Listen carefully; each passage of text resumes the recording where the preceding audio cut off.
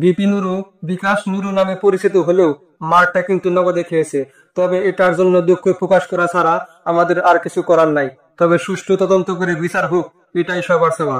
যে দেশে শেখ মুজিবকে আওয়ামী লীগের লক্ষ লক্ষ নেতা কর্মীরা বাঁচাতে পারে নাই, যে দেশে শহীদ জিয়াউর রহমানকে বিএনপির লক্ষ লক্ষ নেতা কর্মীরা বাঁচাতে পারে নাই, সেই দেশে বিপি নুরের মতো একটা লোক এখনো ঢাকা মেডিকেলের আইসিইউতে শুয়ে আছে।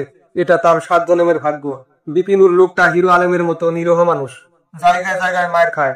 আগে আওয়ামী লীগ পিটাইতো, আওয়ামী লীগ যাওয়ার পরে বিএনপি পিটাইছে, এবার পুলিশ সেনাবাহিনী একসাথে পিটাইছে।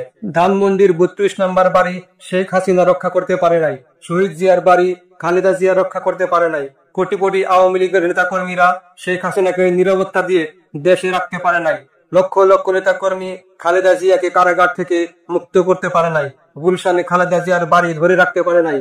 এমন একটা দেশে এখনো 18 কোটি মানুষের বসবাস, সত্যি এটা আশ্চর্যের বিষয়। জামাতি ইসলামী তাদের বড় বড় নেতাদেরকে ফাঁসির মঞ্চ থেকে বাঁচাতে পারে নাই।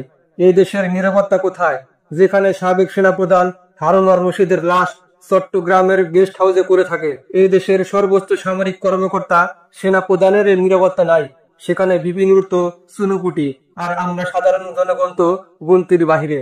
এই দেশের মানুষের এখন একটাই স্বপ্ন হওয়া উচিত, যখন যার সামর্থ্য হবে সে অন্য দেশে চলে যাবে, না হলে শেখ মুজিব শহীদ জিয়ার মতো অপমৃত্যু হবে। কারণ এই দেশটা এমন জায়গায় চলে গিয়েছে যেখান থেকে আর ফিরে আসা সম্ভব নয়।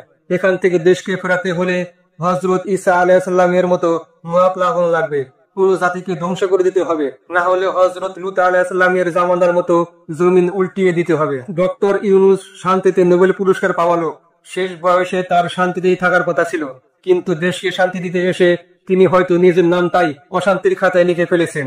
কারণ বাংলাদেশের রাজনীতি শান্তির রাজনীতি নয়, এটা একটা ক্ষমতার যুদ্ধ।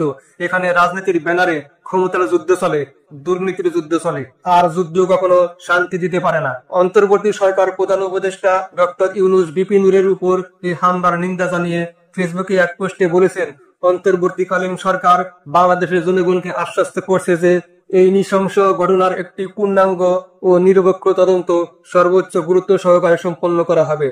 প্রভাব বা পদমর্যাদা যাই হোক না কেন, জড়িত কোনো ব্যক্তি জবাবদিহিতা থেকে রেহাই পাবে না।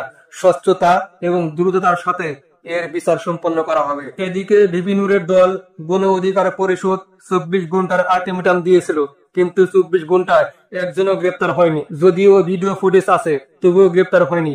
এখন দেখা যাক সরকার কি ব্যবস্থা করে, আমরা সেই অপেক্ষাতেই আছি।